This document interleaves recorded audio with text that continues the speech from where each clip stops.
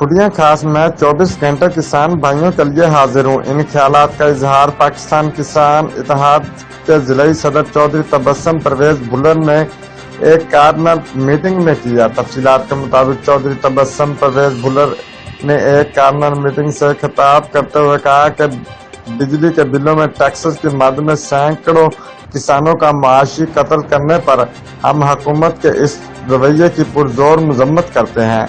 उन्होंने कहा कि मैं 24 घंटे किसान भाइयों के लिए हाजिर हूँ।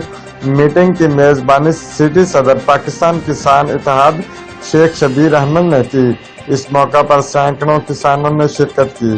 रिपोर्ट मार बिशारत सिद्दीकी, डिविजनल ब्यूरो चीफ, जियो एक्सप्रेस न्यूज, लाहौर।